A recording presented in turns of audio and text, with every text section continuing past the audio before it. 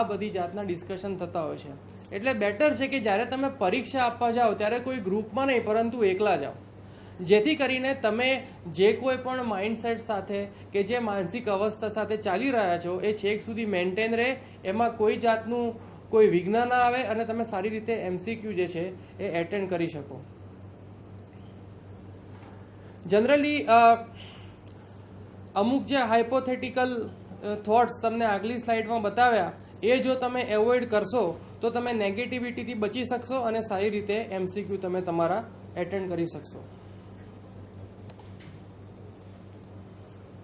બહુ મહત્વની વસ્તુ છે કે જ્યારે તમે આવી કોઈ મોટી પરીક્ષા આપવા જઈ રહ્યા હો ત્યારે છેલ્લા દિવસે તમારે બર્ન આઉટ થઈ જવાનું નથી. તમારે તમારી એનર્જી, તમારી શક્તિ જે છે એને કન્ઝર્વ કરીને રાખવાની છે આવનારા દિવસ માટે, પરીક્ષા આપવા માટે.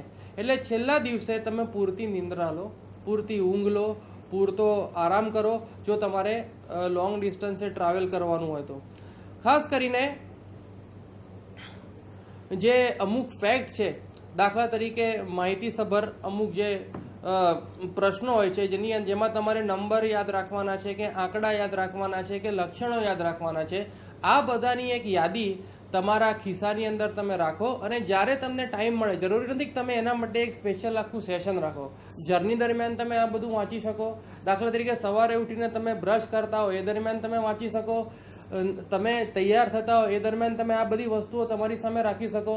એટલે જેટલી વાર આ આંકડાકીય માહિતીઓ તમારી નજર હેઠળથી પસાર થશે એટલો તમારો કોન્ફિડન્સ આ બાબત પ્રત્યે વધશે અને આને રિલેટેડ જો કોઈ MCQ એક્ઝામની અંદર પૂછાશે, પરીક્ષાની અંદર પૂછાશે તો તમે એને યોગ્ય ન્યાય આપી શકશો. જેમ આગળ કહ્યું એમ કે જે કોન્સેપ્ચ્યુઅલ ક્વેશ્ચન છે, જે તાર્કિક પ્રશ્ન છે, એને ફરીને ફરી વાંચવાનું ટાળો. કારણ કે એક વખત તમારા દ્વારા એસ્ટાબ્લિશ કરેલો કે તમારા દ્વારા મુકાયેલો તર્ક શક્ય છે કે ફરી વાંચો ત્યારે બદલાઈ જાય અને એની અસર તમારે પરીક્ષામાં તમે જ્યારે કોઈ પણ MCQ એટેન્ડ કરો ત્યારે પડી શકે. દાખલા તરીકે હું તમને એક એક્ઝામ્પલ આપું છું કે આપણે મહાભારતનું એક્ઝામ્પલ લઈએ. મહાભારતની અંદર માની લો કે તમને મહાભારતમાંથી એવો પ્રશ્ન પૂછવામાં આવે કે ભાઈ માતા કુંતીને પુત્રો કેટલા હતા અને 4 ઓપ્શન આપેલા છે, 3, 4, 5 અને 6. એટલે આપણો તર્ક શું કહે છે કે માતા કુંતી એ પાંડવોના માતા હતા એટલે એમની પાસે એમના 5 પુત્રો હશે. એટલે તમે 5 ઉપર તમે ટીક કરી દો, 5 ઉપરનું જે સર્કલ હોય એ તમે ફિલ કરી દો. પછી આપણને યાદ આવે કે કર્ણ પણ કુંતીનો જ પુત્ર છે ને, તમારું લોજિક અહીંયા બદલાઈ ગયું. હવે તમે 6 ઉપર જશો, પછી યાદ આવે કે ના ના આ 6 માંથી જે નકુલ અને સહદેવ છે એ તો માદ્રીના પુત્રો હતા, કુંતીના નહોતા. એટલે ખરો જવાબ 4 છે. એટલે વારે વારે જો તમે રિપીટેશન કરશો કોન્સેપ્ચ્યુઅલ ક્વેશ્ચન્સનું તો તમારા કોન્સેપ્ટ વારે વારે બદલાશે, તમારો તર્ક વારે વારે બદલાશે અને તમે ખોટો MCQ નો જવાબ આપીને તમે પરીક્ષામાં આવશો. તમારી મેમરી જે માહિતીસભર પ્રશ્નો છે કે તમારો તર્ક જે છે એ પરીક્ષા વખતે વાપરવા માટે અકબંધ રહે એના માટે તમારા મસ્તિષ્કને પૂરતો આરામ આપવાની જરૂર છે.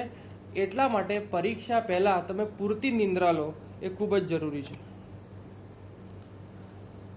પરીક્ષા ખંડમાં પ્રવેશતા પહેલાં કઈ કઈ વસ્તુઓની આપણે તકેદારી રાખવી જોઈએ. જેમ મેં તમને કહ્યું એમ કે અડધી કલાક પહેલાં જે પરીક્ષા કેન્દ્ર છે ત્યાં પહોંચવાનો પ્રયત્ન કરો. હોલ ટિકિટનો કે એવો કોઈ પ્રશ્ન હોય તો હજુ વહેલા પહોંચો અને તમારો ક્લાસરૂમ, તમારી બેઠક વ્યવસ્થા એ જે તે નોટિસ બોર્ડ ઉપર જોઈ લો. ભલે તમારા શહેરમાં જ જે તે સેન્ટર હોય, પરીક્ષાનું કેન્દ્ર હોય, પણ જરૂરી નથી કે એ કેન્દ્રની ભૂગોળથી, એની ભૂમિતિથી તમે વાકેફ હો, એવું જરૂરી નથી. એ સ્કૂલમાં તમે કોઈ દિવસ ગયા ના હો, ભલે ને સ્કૂલ તમારા શહેરમાં જ હોય, તમે કેટલા એના માળ છે, 3જો ફ્લોર કઈ જગ્યાએ છે, A વિંગ કે B વિંગ કઈ જગ્યાએ છે એની તમને ખબર ના હોય અને છેલ્લી ઘડીએ તમે પહોંચો તો નંબર જોવા માટે એટલા બધા સ્ટુડન્ટ્સની પછી ભીડ થઈ જતી હોય છે કે તમે તમારો નંબર સરખી રીતે જોઈ શકતા નથી. ઘણીવાર ખોટો નંબર જોઈને ખોટી વિંગમાં પહોંચી જાઓ, ખોટી વિંગમાં પહોંચીને ખોટા ક્લાસમાં જતા રહો. આ બધું શોધવામાં ઘણો બધો ટાઈમ જતો રહેતો હોય છે. દાખલા તરીકે અહીંયા એક સરસ એક્ઝામ્પલ આપેલું છે, હું ડિસ્કસ કરવા માંગુ છું. દાખલા તરીકે તમે કોઈ જગ્યાએ બહાર તમારું એક્ઝામ સેન્ટર આવેલું હોય અને તમે એ જગ્યાએ તમે ઉતરો રેલવે સ્ટેશન કે બસ સ્ટેશને અને તમે ઓટો રિક્ષાવાળાને કહો તમે કેવી લઈ લો, હવે કેવીનો સંદર્ભ કે કેવીનો અર્થ આપણા બધા માટે કેન્દ્રીય વિદ્યાલય થાય, પણ ઘણી જગ્યાએ કૃષિ મહાવિદ્યાલય પણ થાય, જે એગ્રીકલ્ચર કોલેજ છે. એટલે રિક્ષાવાળો તમને લઈ જાય, તમારો નંબર કૃષિ મહાવિદ્યાલયમાં હોય અને તમને લઈ જાય એ કેન્દ્રીય સેન્ટ્રલ બોર્ડની સ્કૂલમાં, તમને એ કેન્દ્રીય વિદ્યાલયમાં લઈ જાય. કેન્દ્રીય વિદ્યાલયમાં તમે જઈને જુઓ તો ત્યાં પરીક્ષાની કોઈ વ્યવસ્થા જ ના હોય.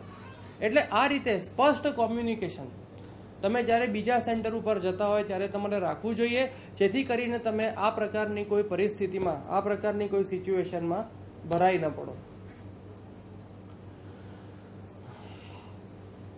નાઉ હવે તમે જ્યારે પરીક્ષા ખંડમાં પ્રવેશો છો એ પહેલાં તમારા જે બિલોંગિંગ્સ છે, જેમ કે તમારું પર્સ છે, તમારું વોલેટ છે, એની અંદર કોઈ પણ અનઓથોરાઇઝ મટીરિયલ રહી ન ગયું હોય એની તમે ખાસ કાળજી લો. જે તમારા પ્રોબ્લેમ્સ થયા હોય એ પ્રોબ્લેમ્સને તમે, દાખલા તરીકે હોલ ટિકિટ મળી નથી તો એ પ્રોબ્લેમને પરીક્ષા ખંડમાં પ્રવેશતા પહેલાં જ તમે એને સોલ્વ કરી લો. જે તમારી એસેસરીઝ છે, જે પરીક્ષા એટેન્ડ કરવા માટે તમારે જોઈએ છે, એ બધી જ એસેસરીઝ તમારી પાસે અકબંધ છે કે નહીં એની તમે એકવાર ચકાસણી કરી લો. જ્યારે તમે પરીક્ષા ખંડમાં એન્ટર થાવ ત્યારે કોઈ પણ અજુગતા જેસ્ચર્સ તમારે કરવા નહીં. દાખલા તરીકે તમારો કોઈ મિત્ર બેઠો હોય તો એને દૂરથી અંગૂઠો બતાવો, બેસ્ટ ઓફ લક. બહારના જે બધા વિદ્યાર્થીઓ આવેલા હોય કે તમારા ગ્રુપના કે તમારી કોલેજના જે બીજા બધા વિદ્યાર્થીઓ આવેલા હોય એમની સાથે વાતો કરવી પરીક્ષા ખંડમાં, આ બધી વસ્તુઓને તમે અવોઇડ કરો અને મનન અને ચિંતનમાં જ તમારે રહેવું જોઈએ જ્યાં સુધી તમારે તમારી પરીક્ષા પૂર્ણ થાય નહીં. કોઈ સાથે કોઈ વાત નહીં, કોઈ ડિસ્ટ્રેક્શન નહીં, ફક્ત મનન અને ચિંતનની મુદ્રામાં તમારે પરીક્ષા દરમિયાન બેસવું જોઈએ, જે તમારા મસ્તિષ્કમાં તમારા જે મગજના તંતુઓ છે એને સ્ટિમ્યુલેટ કરી રાખશે, મોમેન્ટમ જાળવી રાખશે અને જ્યારે પ્રશ્નપત્ર આવશે ત્યારે તમે એ જ માહોલમાં હશો જે માહોલ તમે અત્યાર સુધી લઈને ચાલતા આવ્યા છો. છેલ્લી ઘડીએ પરીક્ષા ખંડમાં પ્રવેશતા પહેલાં કોઈ પણ વસ્તુ, કોઈ પણ મટીરિયલ, ભલે તમારું પોતાનું બનાવેલું હોય કે MCQનું પુસ્તક હોય કે કોઈ પણ બુક હોય, હાથમાં લેવું નહીં, વાંચવું નહીં, એ મૂકી દેવું. કારણ કે છેલ્લી ઘડીએ જો કોઈ કન્ફ્યુઝન તમને થશે તો તમારી માનસિક અવસ્થા બગડશે અને માનસિક અવસ્થા બગડવાથી એની અસર તમારા પ્રશ્નપત્ર પર, તમારે જે જવાબ આપવાના છે એની ઉપર થશે. જ્યારે તમે એક્ઝામ હોલની અંદર પ્રવેશો ત્યારે જે રજિસ્ટ્રેશન નંબર તમારી હોલ ટિકિટ પર લખ્યો છે, ઘણી વખત હોલ ટિકિટ પર 2-3 નંબર લખેલા હોય છે, આપણને ખબર નથી હોતી કે આમાં આપણો રજિસ્ટ્રેશન નંબર કયો, અને આપણે ખોટો નંબર OMR શીટની અંદર એન્ટર કરી દેતા હોઈએ છીએ. એટલે જે તે તમારા ક્લાસના કે તમારા બ્લોકના સુપરવાઇઝર શ્રી હોય, જો તમને ખબર ન પડતી હોય કે તમારે અહીંયા કયો નંબર લખવાનો છે ને કઈ રીતે લખવાનો છે, તો એમની એકવાર સલાહ લઈ લેવી કે સાહેબ આમાંથી રજિસ્ટ્રેશન નંબર કયો છે, જેથી કરીને તમને ખ્યાલ આવે કે તમારે કયો નંબર OMR શીટની અંદર એન્ટર કરવાનો છે. બર્થ ડેટ અને નામ વગેરેની જે પેટર્ન છે જે OMR શીટમાં લખવાની છે એ પેટર્ન અંગે પણ પ્રાથમિક માહિતી તમને ત્યાંના સુપરવાઇઝરશ્રીઓ આપે જ છે, પરંતુ આમ છતાં પણ તમને એ અંગે કોઈ પણ કન્ફ્યુઝન હોય તો તમારે બ્લોકના સુપરવાઇઝરશ્રીનો તાત્કાલિક સંપર્ક કરવો.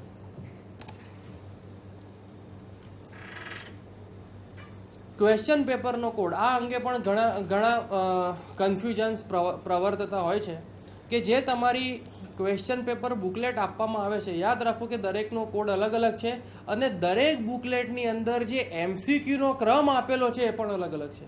દાખલા તરીકે તમે તમારા આગલા વ્યક્તિની આન્સર શીટની અંદર, OMR શીટની અંદર જોવાની કોશિશ કરશો કે ભાઈ એણે 1માં એ કર્યું છે તો હું પણ 1માં એ કરી દઉં, જરૂરી નથી.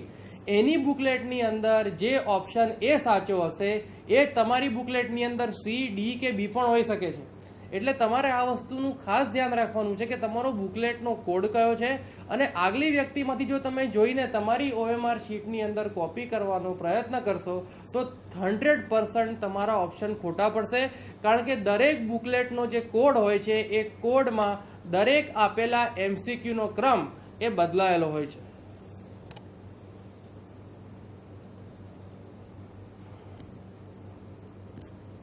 આ આપણે ઓલરેડી ચર્ચા કરી ચૂક્યા છીએ. ઓકે, આગલા સેક્શનમાં તમને એક ટીપ આપવામાં આવી કે try to attend maximum number of question. Tip number 1 તમને આગલા સેશનમાં આપી, પણ એનો મતલબ એવો નથી કે તમારા હાથમાં પ્રશ્નપત્ર આવે કે તરત તમે OMR શીટની અંદર એ ક્વેશ્ચનનો જવાબ લખવા માંડી પડો. તમે તમારા જે 180 કે 160 જે કોઈ પણ પ્રશ્નો છે એને નાના નાના મેનેજેબલ ચંક્સની અંદર તમે પહેલાં એને ડિવાઈડ કરો. 25 થી 50 ક્વેશ્ચન તમે પહેલાં એક સાથે વાંચી જાઓ એટેન્ડ કર્યા પહેલાં, એટલે તમને ખ્યાલ આવી જશે કે આમાં કયો પ્રશ્ન તમને સૌથી વધારે સારી રીતે આવડે છે. દાખલા તરીકે તમને જે પ્રશ્ન આવડે છે એને આપણે 3 અલગ અલગ કેટેગરીમાં આપણે ડિવાઈડ કરી શકીએ. જે પ્રશ્ન તમારે એટેન્ડ કરવાના છે, એક તો એવા પ્રશ્ન જેમાં તમે 100% કોન્ફિડન્ટ છો, એવા પ્રશ્ન જે વાંચતાની સાથે જ તમારા મનમાં એનો સાચો જવાબ આવી જશે અને એ જવાબ નીચેના ઓપ્શનો પૈકીનો એક હશે. એક પ્રશ્નનો સેટ તમારી પાસે એવો હશે. બીજા પ્રશ્નો એવા પૂછાયેલા હશે પ્રશ્નપત્રમાં જેમાં તમને થોડું કન્ફ્યુઝન હશે, તમારે વર્કઆઉટ કરવું પડશે. જેમ કે અમુક તાર્કિક પ્રશ્નો છે કે અમુક કોન્સેપ્ટ બેઝ પ્રશ્નો છે, એમાં તમારે થોડું એનું એનાલિસિસ કરવું પડશે અને પછી તમે સાચા જવાબ પર પહોંચશો. અને ત્રીજા પ્રશ્નો એવા હશે જેમાં તમને થોડી મૂંઝવણ હશે, થોડું કન્ફ્યુઝન હશે, જેમાં તમે એલિમિનેશન પદ્ધતિનો ઉપયોગ કરી શકો છો. એટલે આ 3 કેટેગરીના પ્રશ્નો કઈ જગ્યાએ છે ક્વેશ્ચન પેપરમાં એ તમને ત્યારે જ ખબર પડશે જો તમે અમુક મેનેજેબલ ચંક્સની અંદર એ પ્રશ્નપત્રને વાંચવા પ્રયાસ કરશો. હવે આ દરેક માટે આ નંબર અલગ અલગ હોઈ શકે છે, 25, 50 કે 75 કે 100, દરેક વ્યક્તિ માટે આ નંબર અલગ અલગ હોઈ શકે છે. એટલે જનરલી તમે પહેલાં 25 થી 50 ક્વેશ્ચન વાંચી જાઓ અને તમે ફાઇન્ડ આઉટ કરો, એની અંદરથી શોધી કાઢો કે આ 25માંથી 10, 12, 15 કેટલા પ્રશ્નો એવા છે જેમાં મારે વધારે મહેનત કરવાની જરૂર નથી, એ પ્રશ્નનો હું જવાબ ત્વરાથી આપી શકું એમ છું. એટલે એ પ્રશ્નો તમે સૌપ્રથમ તમે એને એટેન્ડ કરો અને મિનિમમ સમય તમે એની અંદર આપો. દાખલા તરીકે અહીંયા લખ્યું છે કે 10 થી 25 જેટલા પ્રશ્નો વાંચી અને એનો મિનિમમ સમયગાળા દરમિયાન તમે એના પ્રશ્નનો જવાબ આપો, જેથી કરીને તમને જે ન આવડતા પ્રશ્નો છે કે જે તાર્કિક પ્રશ્નો છે જેમાં તમારે કંઈક એનાલિસિસ કરવું પડે એવું છે, એવા પ્રશ્નમાં તમે વધુ ને વધુ સમય આપી શકો. અહીં ફરી તમને હું કહું છું કે અહીંયા તમારે આખું પ્રશ્નપત્ર વાંચવાની જરૂર નથી. તમે નાના ચંક્સમાં, સ્મોલ ચંક્સની અંદર આખા પ્રશ્નપત્રને ડિવાઈડ કરો. 25, 25, 25, 50, 50, 50 એવા ચંક્સની અંદર પ્રશ્નપત્રને ડિવાઈડ કરીને 50-50ના સ્લોટમાં તમે વાંચતા જાઓ અને પછી જેમ આપણે આગળ ચર્ચા કરી એ પ્રમાણે તમે એ ક્વેશ્ચન્સને એટેન્ડ કરતા જાઓ. સક્સેસ મંત્ર શું છે? Time management. જેમ પહેલા